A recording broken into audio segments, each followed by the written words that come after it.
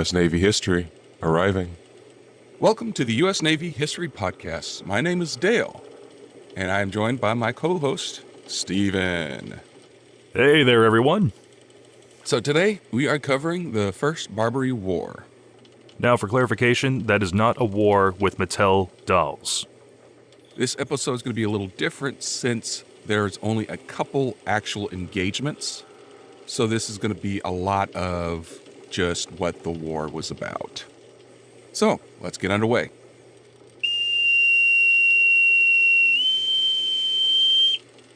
The First Barbary War was the first of two wars fought between the United States and the Northwest African Berber Muslim states, known collectively as the Barbary States.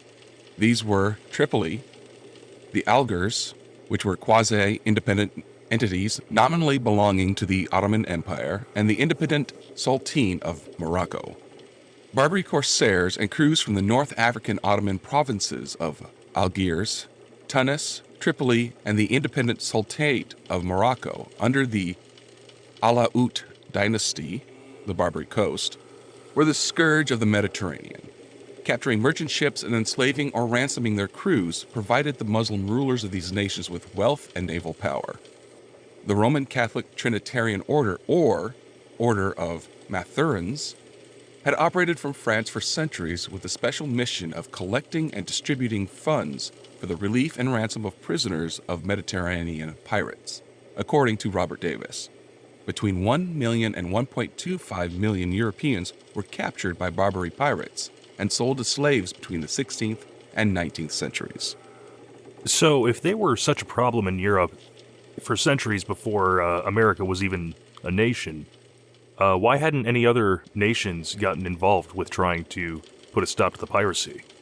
The nature of piracy is hit and run, so hunting pirates has always been difficult. So these nations found it easier to just pay for their people back, and as we'll learn later, paying them to leave them alone. A tribute. They realized it was easier to play along with the protection racket than try and fight. You could think of these guys as the Mediterranean Mafia. Okay. Barbary corsairs led attacks upon American merchant shipping in an attempt to extort ransom for the lives of captured sailors, and ultimately tribute from the United States to avoid further attacks, much like their standard operating procedure with the various European states. Before the Treaty of Paris, which formalized the United States' independence from Great Britain, U.S. shipping was protected by France during the Revolutionary years under the Treaty of Alliance. Although the treaty does not mention the Barbary States in name, it refers to common enemies between both the U.S. and France, which would include the Barbary States or pirates in general. As such, piracy against U.S. shipping only began to occur after the end of the American Revolution, when the U.S. government lost its protection under the Treaty of Alliance. This lapse of protection by a European power led to the first American merchant shipping seized after the Treaty of Paris on October 11, 1784. The Moroccan pirates seized the brig Betsy. The Spanish government negotiated the freedom of the captured ship and crew. However, Spain offered advice to the United States on how to deal with the Barbary States. The advice was to offer tribute to prevent further attacks against merchant ships.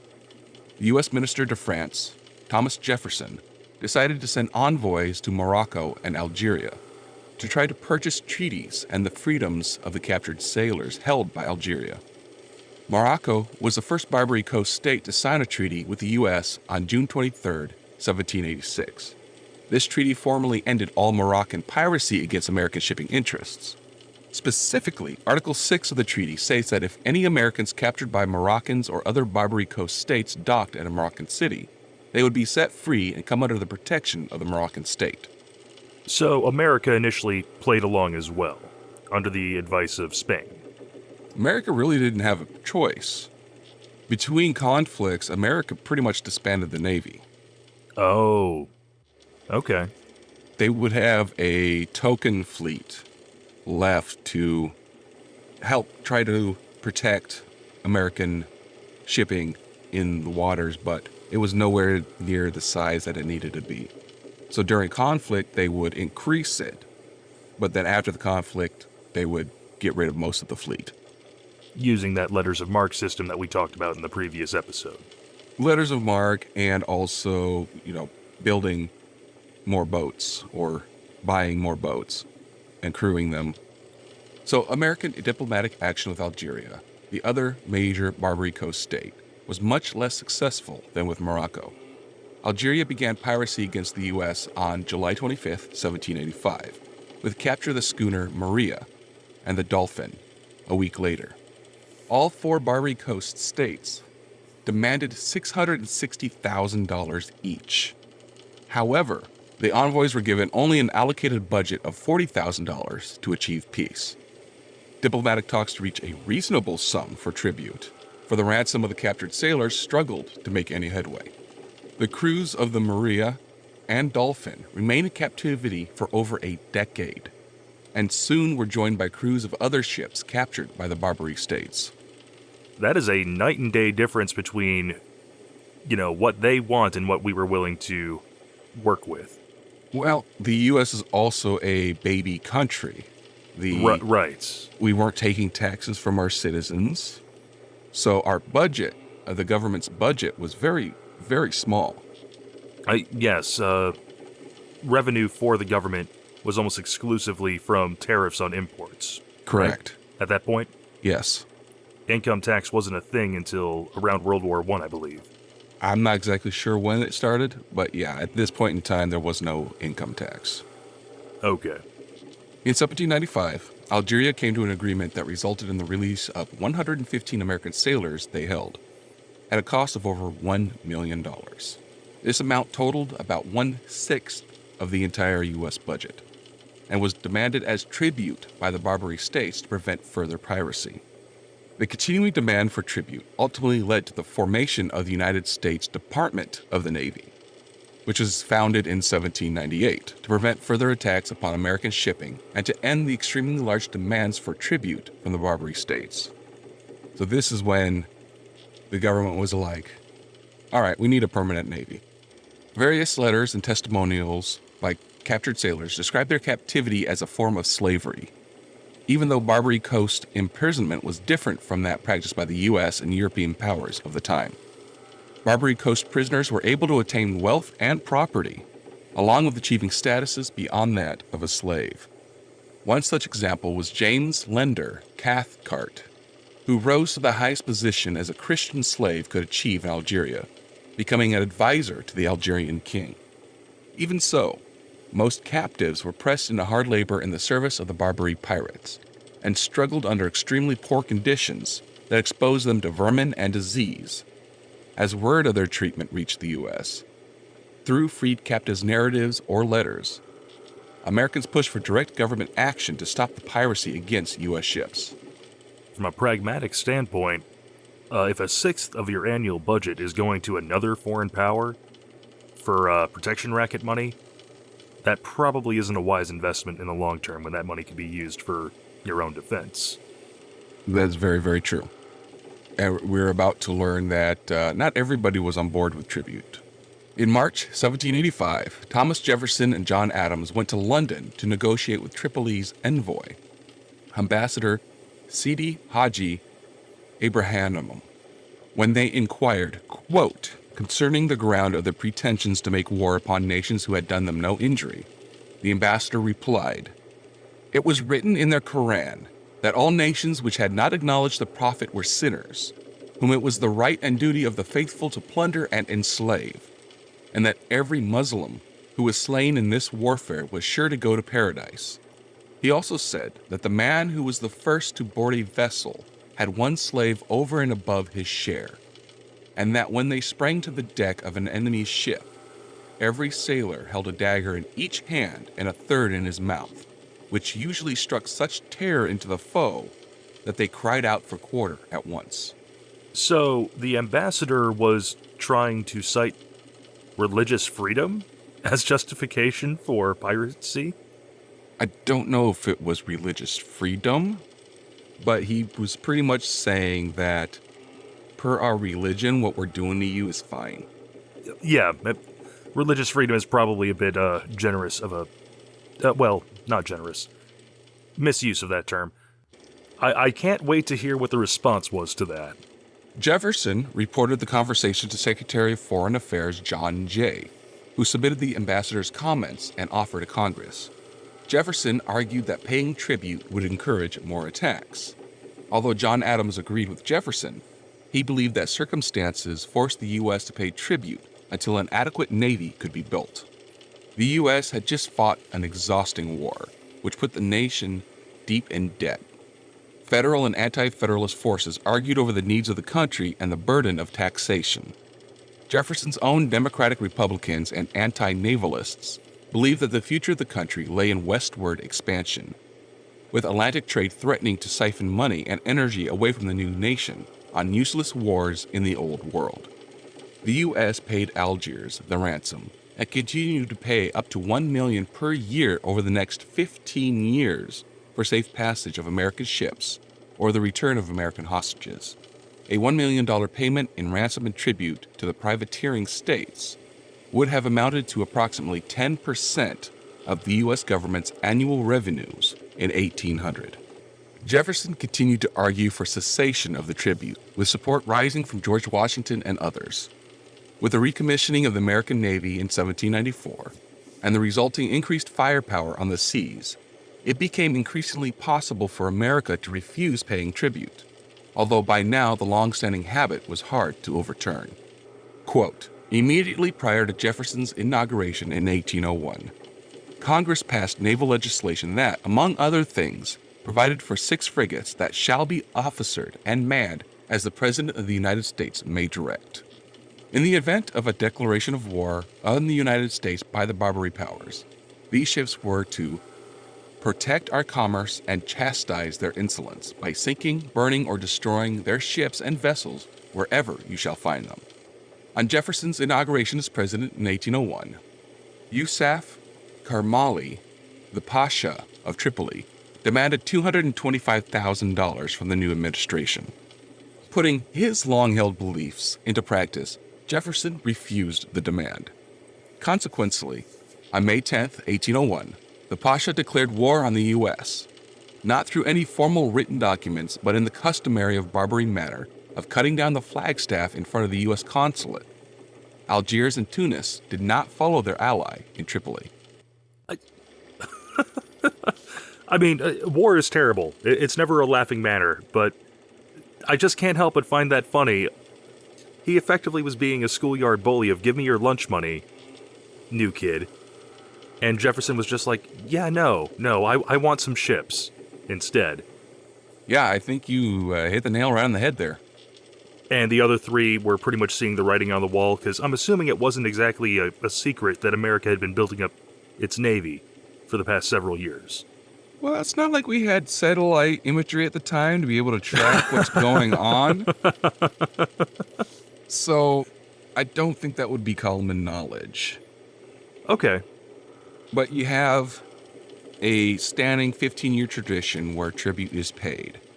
And I assume when a new president comes into office, they're going to ask for extra tribute from the president as saying, bow down to me, give me your lunch money. And when Jefferson said no, that probably made the other 2 Barbary states in this situation take a step back and go, why did he say no? But Tripoli was like, well, I'm a bully and I'm going to say, give me your lunch money. And if not, I'm going to wreck your stuff. So the other 2, because you said Jefferson had been present for negotiations with some of these ambassadors from some of these countries. Mm-hmm. So while they may not have known him by name, they at least knew him by reputation that this is a situation he is intimate with, has knowledge on. He wouldn't be saying no if he didn't have a good reason to say no. From the Barbary perspective. Or the confidence that he could back up. Yes. That he could back up his no. So while the other 2 were happy to take their usual annual payment from the previous year and just like, we're going to sit this one out, go get him, Tripoli. If you fail, doesn't hurt us. If you win, great. I think it was more, let's sit back and see what happens, because I doubt that their annual tribute would have been paid anyway. They were more, let's sit back and see how Tripoli handles this situation. And if it looks like the U.S. is more of a threat than they previously were, well, none of our guys got killed. So they're standing back and letting Tripoli take the bloody nose if that is what's to happen. At least that's what it seems to me. Okay. So, in response, Jefferson sent a small force to the area to protect American ships and citizens against potential aggression, but insisted that he was unauthorized by the Constitution, without the sanction of Congress, to go beyond the line of defense. He told Congress, quote, "I communicate to you all material information on this subject, that in the exercise of this important function, confied by the Constitution to the legislator exclusively, their judgment may form itself on a knowledge and consideration of every circumstance of weight." Although Congress never voted on a formal declaration of war, they did authorize the President to instruct the commanders of armed American vessels to seize all vessels and goods of the Pasha of Tripoli, end quote, and also to cause to be done all such other acts of precaution or hostility as the state of war will justify. The American squadron joined a Swedish flotilla under Rudolf Senderstrom in blockading Tripoli, the Swedes having been at war with the Tripolitans since 1800. So, in this, the Swedes were allies of a common, because we had shared a common foe. We didn't have a treaty declaring that we were buddy-buddy at the time. Right, it was more a partnership of convenience. Mm-hmm. These guys are your enemy. They're also our enemy. So right now we can be friends. Yeah. Okay. On May 31st, 1801, Commodore Edward Preble traveled to Messina, Sicily, to the court of King Francis of the Kingdom of the Two Sicilies. He sought help and found a good ally. The kingdom was at war with Napoleon, but Francis supplied the Americans with manpower, craftsmen, supplies, gunboats, mortar boats, and the ports of Messina, Syracuse, and Palmero to be used as a naval base to launch operations against Tripoli, a port-walled fortress city protected by 150 pieces of heavy artillery manned by 25,000 soldiers, assisted by a fleet of 10 10-gun brigs, 2 8-gun schooners, 2 large galleys, and 19 gunboats. Now, would a gunboat just be a ship with a single gun, or is it effectively like those picaroons that we were describing last episode, but not a barge because it has a sail? So a gunboat is a boat designed for the express purpose of bombarding coastal targets. It only has 1 or 2 guns. It's a small boat for land bombardment. Okay. They're also used for ferrying troops and supplies. So they're small, fast boats. But not intended for sea-on-sea engagements, intended for ground support from the water. Correct. Okay. The schooner, USS Enterprise, she was commanded by Lieutenant Andrew Steddert, defeated the 14-gun Tripolitan Corsair Tripoli after a fierce but one-sided battle on August 1st, 1801, and we'll be covering that battle very soon. In 1802, in response to Jefferson's request for authority to deal with the pirates, Congress passed, quote, "an act for the protection of commerce and seamen of the United States against the Tripolitan cruisers, authorizing the President to employ such of the armed vessels of the United States as may be judged requisite for protecting effectively the commerce and seamen thereof on the Atlantic Ocean, the Mediterranean, and adjoining seas. The statute authorized American ships to seize vessels belonging to the Bay of Tripoli, with the captured property distributed to those who brought the vessels into port." So again, we have the crews being paid for the sale of captured vessels. So this, again, not an official declaration of war, and it being the early 19th century, quick communication crossing the ocean is not a thing. All they were saying to Jefferson was, you can give the order for them to head over there, and it's A-okay for them to be the aggressors. Not exactly. There has been a declaration of war on the Tripoli side. What Jefferson Yes. was given permission to do was to defend. Ah. So it seems to be interpreted rather loosely as Aggressive defense? as preemptive defense. Okay. The U.S. Navy went unchallenged on the sea, but still the question remained undecided. Jefferson pressed the issue the following year with an increase in military force and deployment of many of the Navy's best ships in the region throughout 1802. The USS Argus, Chesapeake, Constellation, Constitution, Enterprise, Intrepid, Philadelphia, and Siren all saw service during the war under the overall command of Commodore Edward Preble throughout 1803. Preble set up and maintained a blockade of the Barbary ports and executed a campaign of raids and attacks against the city's fleets. So now we're going to get into the Battle of August 1st, 1801, which was between the USS Enterprise and the Tripolitation Polacca Tripoli, off the coast of modern-day Libya. So following the recognition of the independence of the United States in 1783, the new country's early administrations had elections to make tribute payments of the Viat of Tripoli to protect American commercial shipping interests in the Mediterranean Sea. Tripoli, nominally a subject of the Ottoman Empire, was practically autonomous in conducting her foreign affairs and would declare war on non-Muslim states whose ships sailed in the Mediterranean in order to extract tribute from them. In 1801, payments demanded by Tripoli from the United States were significantly increased. The newly elected administration of Thomas Jefferson, an opponent of the tribute payments from their inception, refused to pay. As a result, Tripoli declared war on the United States and its navies began to seize American ships and crews in an attempt to coerce the Jefferson administration into acceding to their demands. When words of the attacks on American merchantmen reached Washington, D.C., the Jefferson administration gave the United States Navy the authority to conduct limited operations against Tripoli as part of the American strategy. A squadron under Commodore Richard Dale was dispatched to blockade Tripoli. By July 1801, Dale's force had begun to run low on water. In order to replenish his supplies, Dale dispatched the schooner USS Enterprise, commanded by Lieutenant Andrew Steddert, to provision at the British naval base at Malta, while the Commodore himself remained off Tripoli with his frigate USS President to maintain the blockade. Soon after leaving the blockade, Enterprise came upon what appeared to be a Tripolitan cruiser sailing near her. Flying British colors as a ruse, the Enterprise approached the Tripolitan vessel and hailed her. The Tripolitan answered that she was seeking American vessels. At this, the Enterprise struck the British colors, raised the American flag, and prepared for battle. When in doubt, British colors. As you learned all about last episode, I told you this was common. The Tripolitan vessel, Tripoli, and the Enterprise were quite evenly matched.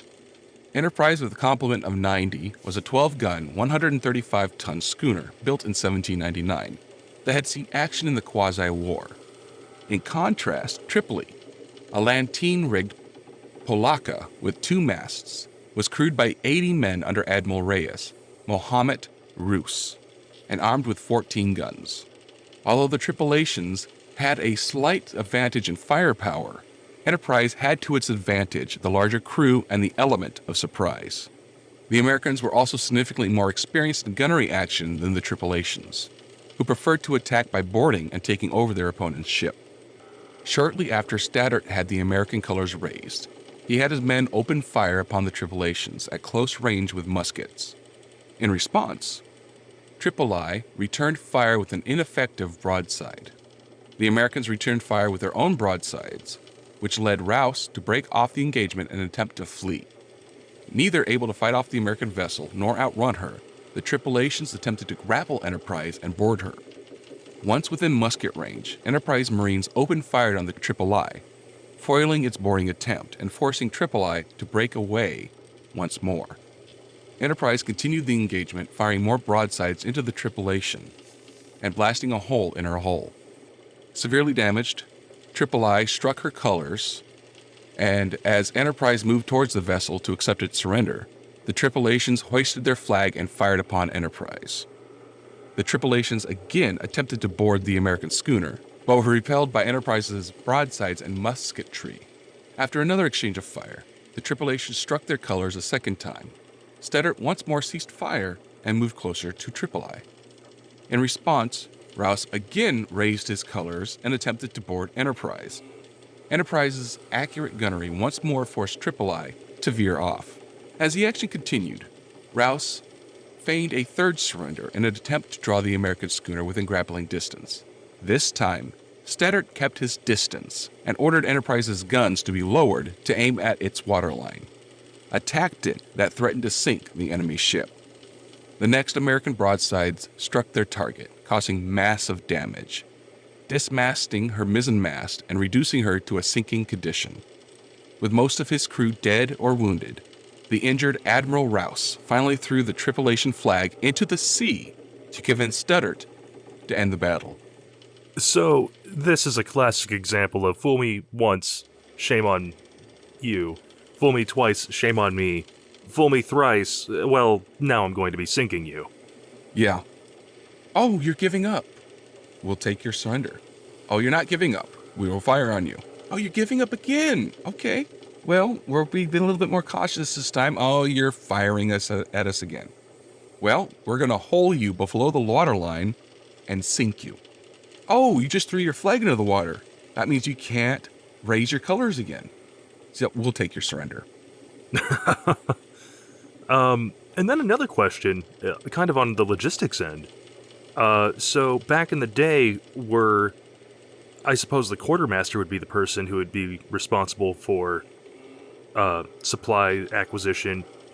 Did they just keep a checkbook on board? You know, this note is sponsored by the United States government, please give us water? Or was it IOUs? Or were there just kind of, as long as we weren't at war, if I ask for supplies, you give them, we'll work out the details later?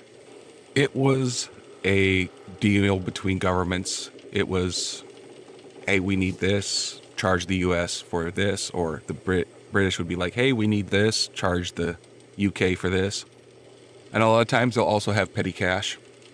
Okay. So, at the end of the battle, Tripoli was severely damaged.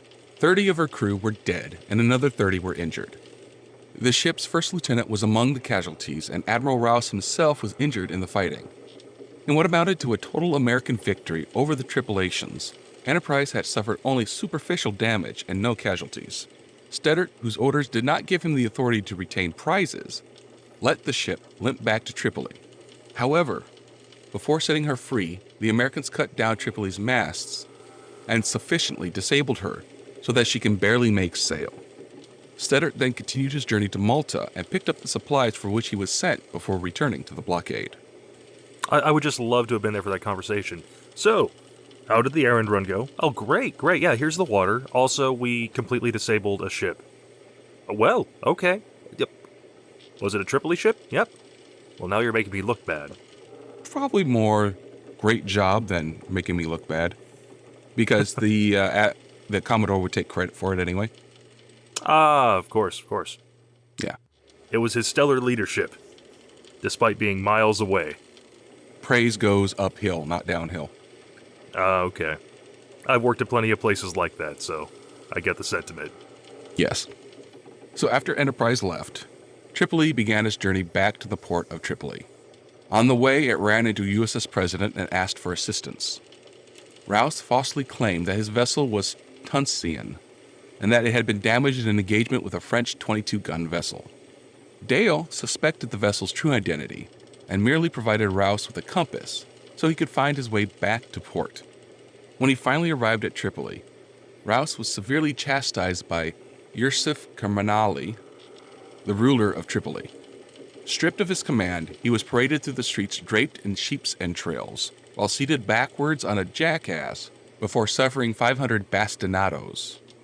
Is that the Tripoli equivalent of cat o' nine tail lashes, or? Well, that's close. It's when you get caned in the feet. On your feet. Ooh. The soles of your feet. Oh, not a good day. You wouldn't be walking for a while. At least he already had the jackass to get him around? That might have been taken away afterwards. Oh, that's just cruel. So Enterprise's victory over Tripoli had very different consequences for the two nations involved. In Tripoli, the defeat, combined with the severity of the Rouse punishment, severely hurt morale throughout the city and led to significant reductions in recruitment for ships' crews. In the United States, the exact opposite occurred, with wild publicity surrounding the arrival of news that the Americans had won their first victory over the tripulations. The American government gave a month's pay as a bonus to each of Enterprise's crew member and honored Stetter by granting him a sword and calling for his promotion. Fanciful plays were written about the victorious Americans, and morale and enthusiasm about the war reached a high point. The victory did not have any long-term consequences in the conduct of the war, however.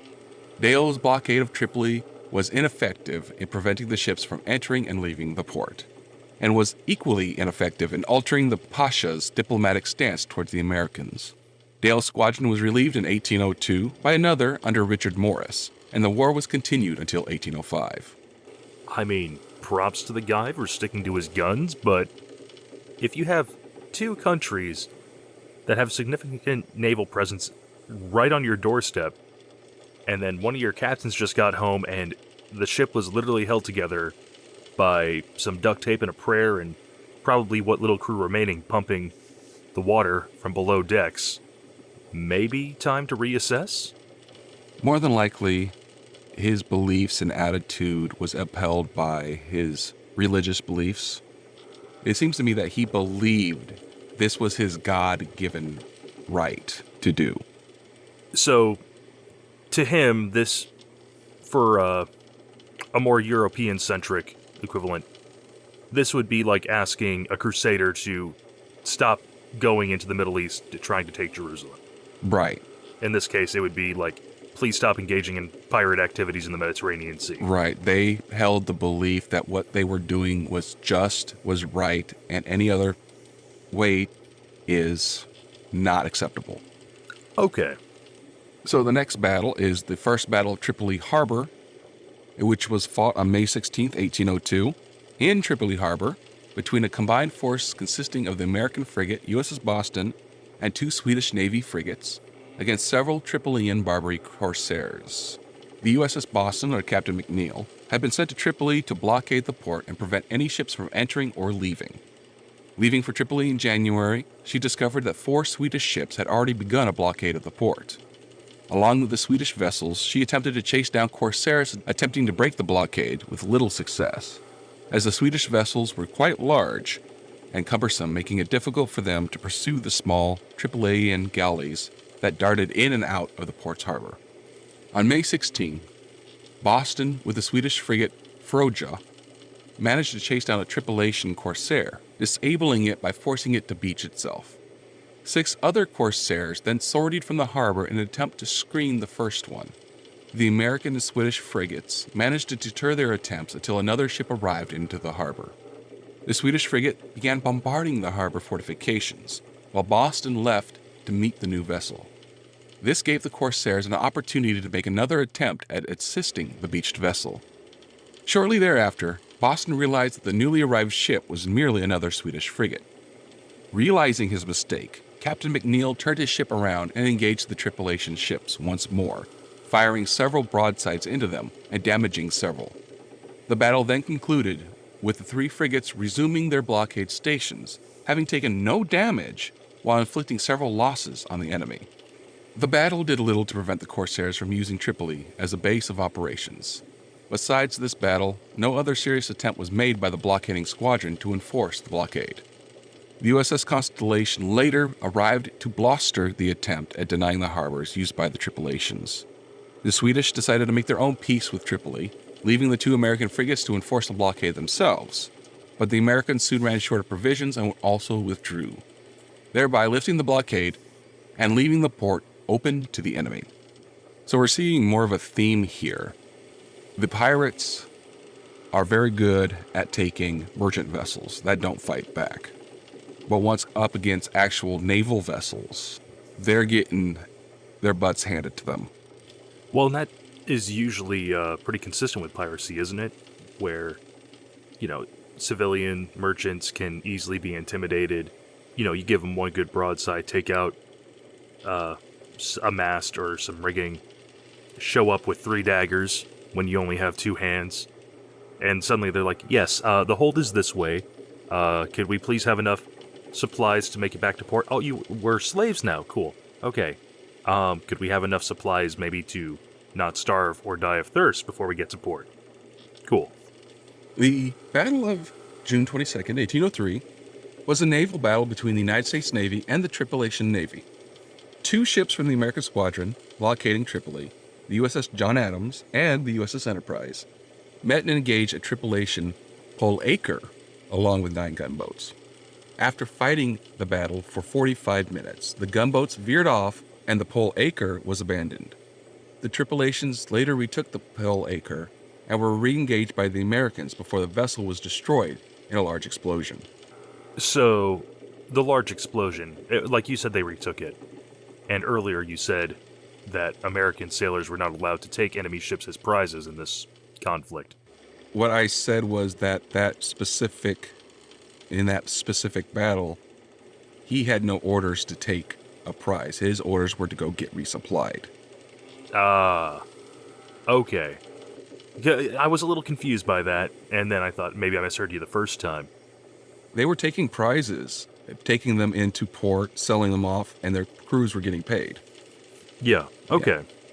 So, American sailors hopped on this, were trying to take it as prize. Tripolitans showed up, took it back, but before yielding the ship to the Tripolitans, American sailors probably sabotaged something, which led to the explosion. So, the Americans probably hadn't boarded her to take her yet by the time the Tripolitans had come back to retake the vessel. The Americans opened fire on her again. The explosion probably happened due to a round hitting the powder storage. Which is the one spot you really don't want your ship to be hit, I imagine. No, that normally ends in a large explosion. A big bada boom. So the destruction of the Tripolitan Pol Acre was the greatest victory the American Navy had yet inflicted over the Tripolitans. As such, the confidence and morale of the American Mediterranean Squadron ran so high that its commander saw no further need to blockade Tripoli and withdrew his vessels. Now, the second Battle of Tripoli Harbor was a battle during another naval blockade which took place in 1804. Commodore Edward Preble had assumed command of the U.S. Mediterranean Squadron in 1803. By October of that year, Preble had begun a blockade of Tripoli Harbor. The first significant battle of the blockade came on October 31st, when the USS Philadelphia ran aground on an uncharted coral reef, and the Tripolitan Navy was able to capture the ship along with its crew and Captain William Bainbridge. The Philadelphia was turned against the Americans and anchored in the harbor as a gun battery. On the night of February 16, 1804, a small contingent of U.S. Marines in a captured Tripolitan ketch rechristened USS Intrepid, and led by Lieutenant Stephen Decatur, Jr., were able to deceive the guards on board the Philadelphia and float close enough to board the captured ship. Decatur's men stormed the vessel and decimated the Tripolitan sailors standing guard. To complete the daring raid, Decatur's party set fire to the Philadelphia, denying her use to the enemy. Decatur's bravery in battle made him one of the first American military heroes since the Revolutionary War. The British Admiral Horatio Nelson, himself known as a man of action and bravery, is said to have called this, quote, the most bold and daring act of the age. Even Pope Pius VII stated, quote, the United States, though in their infancy, have done more to humble the anti-Christian barbarians on the African coast than all the European states had done. Wow. High marks. Yes. Now, just so I'm clear, when the pirates had captured the Philadelphia, were they able to get it off that coral reef, or were they using it as a gun battery because it was still on the reef? More than likely, they were using it as a gun battery because they couldn't get it off the reef. Okay, because my first thought was, why not take it back? That's a good ship right there. But if it's, stuck, you do what you gotta do to get rid of some cannons. Also, if they don't have enough men to actually sail her, they can't move her anyway. The goal, I believe, was just to end the threat of a gun battery against U.S. forces. All right. Preble attacked Tripoli outright on July 14, 1804, in a series of inconclusive battles, including a courageous but unsuccessful attack by the fire ship USS Intrepid under Master Commandant Richard Somers. Intrepid, packed with explosives, was to enter Tripoli harbor and destroy itself and the enemy fleet. It was destroyed, perhaps by enemy guns, before achieving that goal, killing Somers and his crew.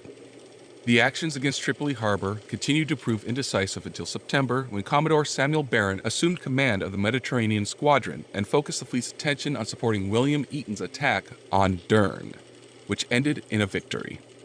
The Battle of Derna at Dern was the decisive victory in April to May of 1805 of a mercenary army recruited and led by United States Marines under the command of U.S. Army Lieutenant William Eaton, diplomatic consul to Tripoli, and a U.S. Marine Corps First Lieutenant Presley Neville O'Bannon. So, in 1804, the former consul to Tunis, William Eaton, returned to the Mediterranean Sea with the title of Naval Agent to the Barbary States. Eaton had been granted permission from the United States government and third President Thomas Jefferson to back the claim of Hamlet Carmanali, who was the rightful heir to the throne of Tripoli and had been deposed by his brother, Yarsif Carmanali. Yarsif had assassinated his older brother by shooting him in front of his mother. Yarsif was out of the country at the time and decided to remain away in exile. Upon his return to the area, Eaton sought out Hamlet Carmanali, who was in exile in Egypt. Upon locating him, Eaton made a proposal to reinstate him on the throne. The exile agreed to Eaton's plan. Commodore Samuel Barron, the new naval commander in the Mediterranean Sea, provided Eaton with naval support from several small warships of the U.S. Navy's Mediterranean Squadron. The USS Nautilus, commanded by Oliver Hazard Perry, USS Hornet under Samuel Evans, and USS Argus, captained by Isaac Hull. The three vessels were to provide offshore bombardment support. A small detachment of U.S. Marines was given to Consul Eaton, commanded by First Lieutenant Presley Neville O'Bannon. Eaton and O'Bannon based their operations at Alexandria, Egypt. With the help of Hamlet Carmanali, they recruited about 400 Arab, Turkish, and Greek mercenaries. Eaton became self-appointed general and commander-in-chief of the combined multinational force. So I'm not sure if you knew this or not, but in the Ottoman Empire, fratricide was actually a fairly common tactic during succession. It was practiced all over the world. If you had a kingdom, you're going to get assassinated. Oh no, like I mean, like say the Sultan had 3 sons. Only one of them was coming out alive once dad died. Yeah, that happened everywhere. Like, oh.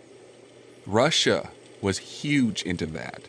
It became so widespread and so common to become the Tsar of Russia, you did not want to. The Tsars regretted becoming Tsars. They were afraid to become Tsars. Like, I know in the grand scheme of things, especially when you're dealing with monarchies, you know, a little bit of sibling killing or family killing isn't the most uncommon, but stuff I've read and heard from documentaries makes it seem like the Ottomans were much more into it than everyone else, but so everybody was pretty into it. They just get the bad rep because they were not European as much as the primary European powers. Depends on which history you're concentrating on. Excellent point. Bias is everywhere. Also, I don't know if you realize this, but most royal families were almost 100% inbred. Oh. So they were not the most stable people in the first place. I forget which Holy Roman ruler it was with the absolutely meme-worthy chin. Yeah, I know exactly what you're talking about. The man who was literally the Crimson Chin from Fairly Odd Parents in real life. It's on the tip of my tongue. Very, very recognizable, very, very well known. I just don't remember. Yeah. That's okay. Well, this is the U.S. Navy History Podcast. If you folks want to learn about the incestuous relations of monarchs, I'm sure there's a podcast out there, and I'm sure they have a whole season dedicated to the Ptolemies. All right, so on March 6th, 1805, Lieutenant Eaton, having grandly designated himself as general and commander-in-chief, began to lead his force on a 500-mile trek westward to the Libyan North African desert from Egypt. Their objective was the port city of Derna, capital of the Ottoman Empire, province of Sardinia, in eastern modern Libya. The mercenary forces were promised supplies and money when they reached the city. During the 50-day trek, Eaton became worried over the strained relationship between the Greek Orthodox Christian Greeks and the roughly 200 to 300 Muslim Arab and Turkish mercenaries. The expedition's supplies were dwindling, with Eaton reporting in 1805 that, quote, "Our only provisions are a handful of rice and 2 biscuits a day." At one point, some of the Arabs in the expedition made a desperate attempt to raid the supply wagon, but were beaten back by the Marines and a few Greek artillerymen, who used the expedition's lone cannon. Mutiny continuously threatened the success of the expedition on several occasions. Between March 10th and March 18th, several Arab camel drivers mutinied before reaching the sanctuary of the Masuwa Castle. From March 22nd to March 30th, several Arab mercenaries under the command of Sheikh el-Tahib staged mutinies. By April 8th, when he crossed the border into Libya/Tripoli, Eaton had quelled the Arab mutinies. In late April, his army finally reached the port city of Bamba, on the Gulf of Bamba, some miles up the coast from Derna, where U.S. Navy warships Argus, Nautilus, and Hornet, with Commodore Byron and Captain Hull, were waiting for him. Eaton received fresh supplies and the money to pay his mercenaries. Well, if there's one lesson that is always taught in history, pay your mercenaries. It won't go well for one party or the other if you don't. Oh, he did. He promised to pay them upon their arrival, and he did. Right. Some people just get impatient. No, the whole tension thing was religious. Okay. It sounded like supplies were getting low. And supplies were getting low, and that only raised tensions. Exactly. The difficulty started with religion, and tight rations only made it worse. Right.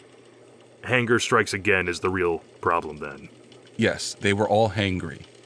On the morning of April 26th, Eaton sent a letter to Mufasta Bey, the governor of Derna, asking for safe passage through the city and additional supplies, though Eaton realized the governor probably would not agree. Mustafa reportedly wrote back, "My head or yours."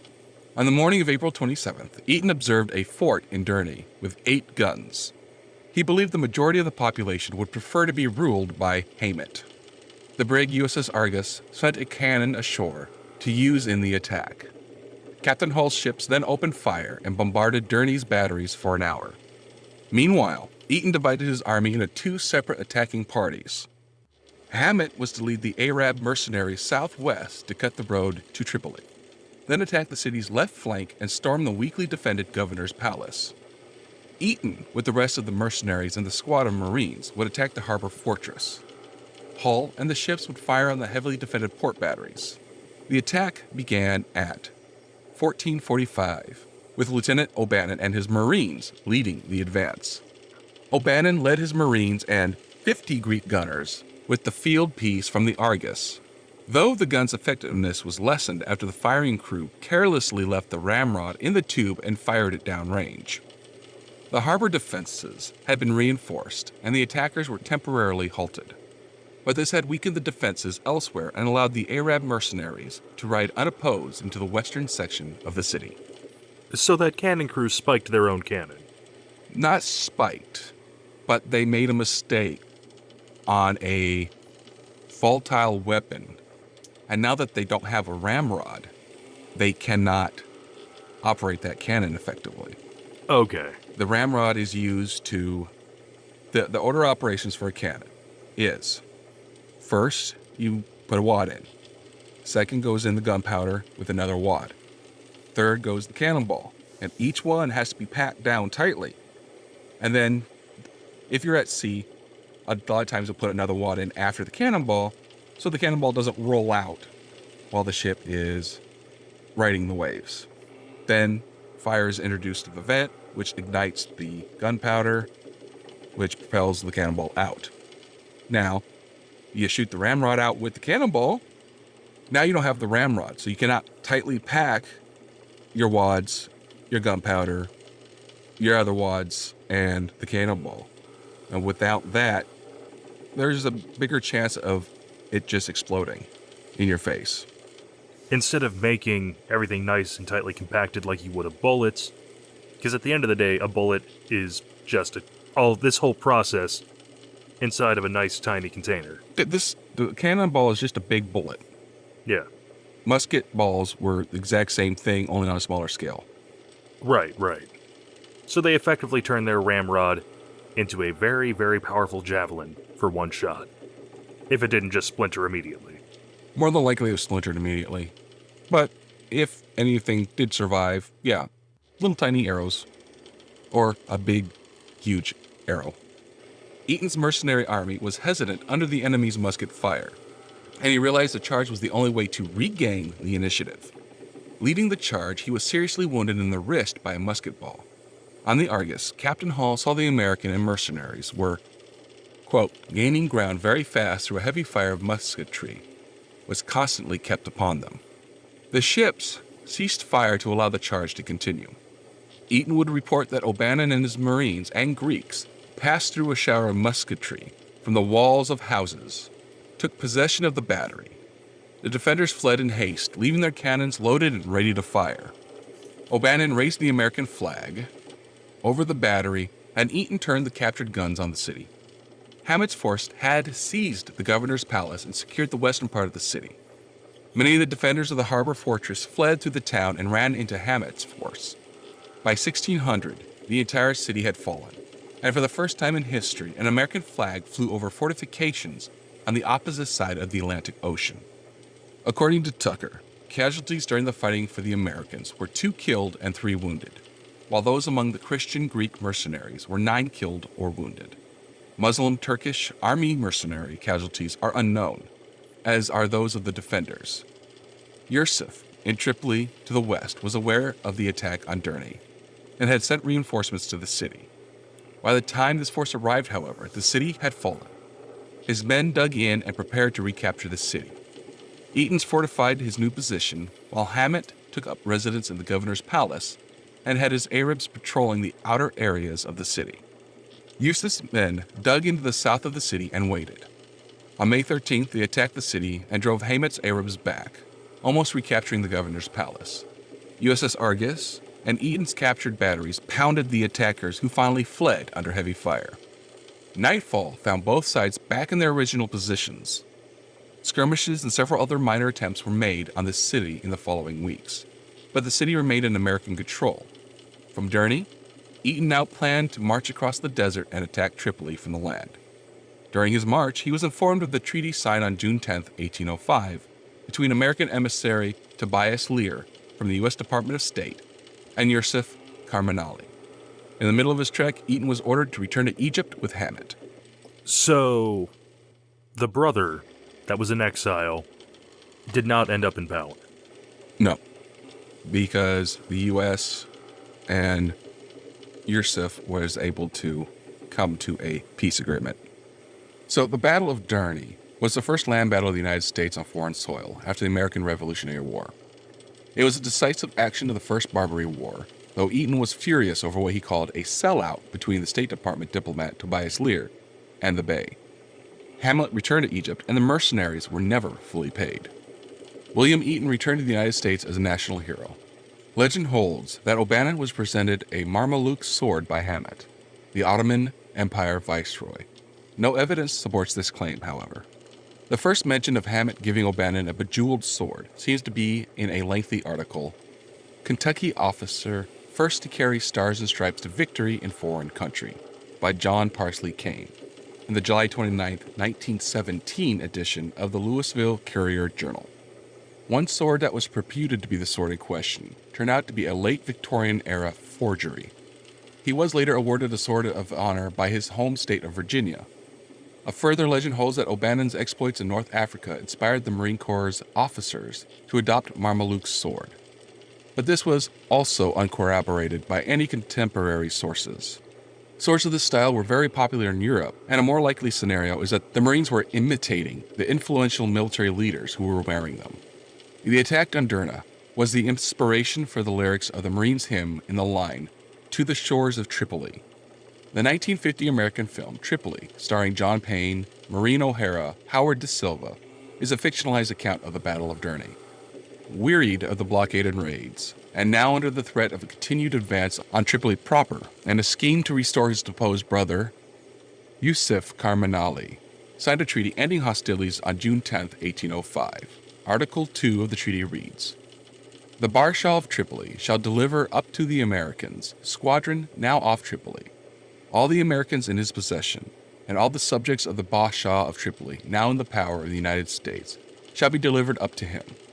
And as the number of Americans in possession of the Bashaw of Tripoli amounts to 300 persons, more or less, and the number of Tripolino subjects in the power of the Americans to about 100 more or less, the Bashaw of Tripoli shall receive from the United States of America the sum of $60,000 as a payment for the difference between the prisoners herein mentioned." So, in agreeing to pay a ransom of $60,000 for the American prisoners, the Jefferson administration drew a distinction between paying tribute and paying ransom. At the time, some argued that buying sailors out of slavery was a fair exchange to end the war.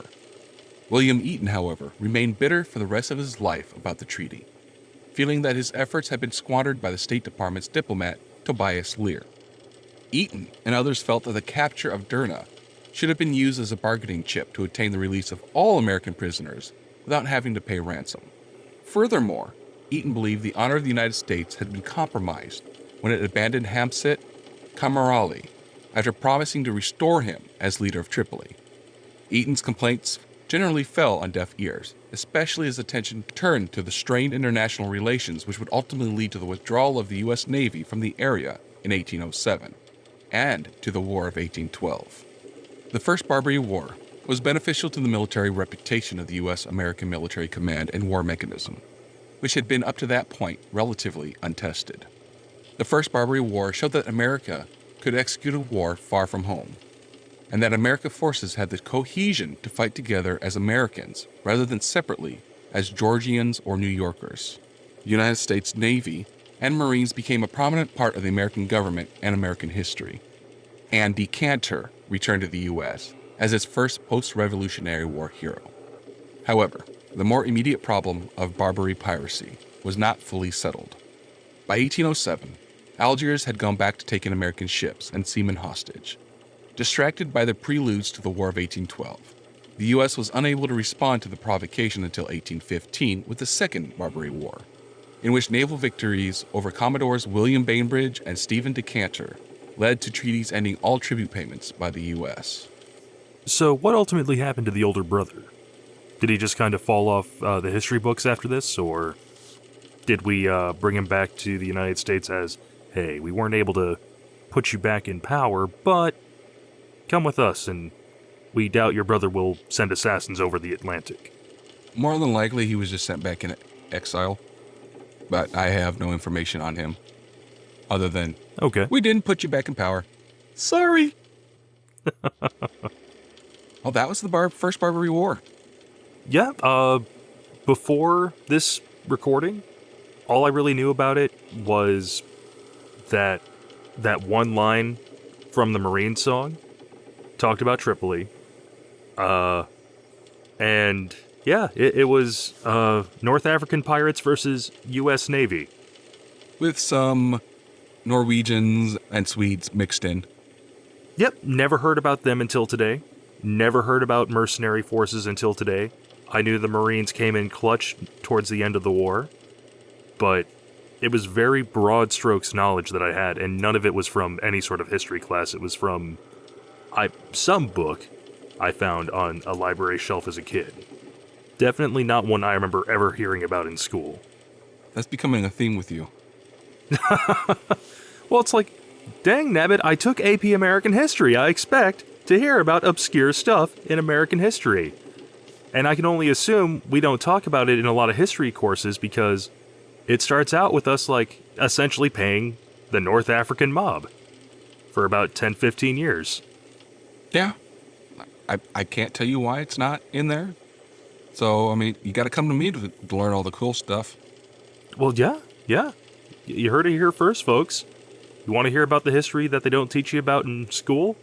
Come to the U.S. Navy History Podcast.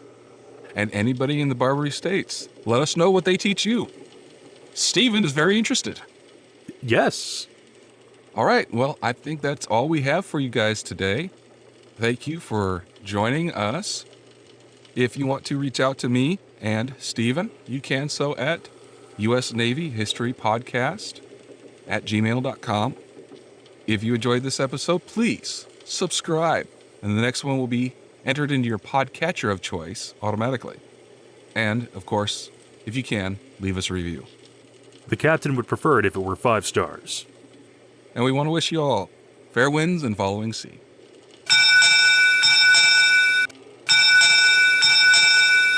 U.S. Naval History Podcast, departing.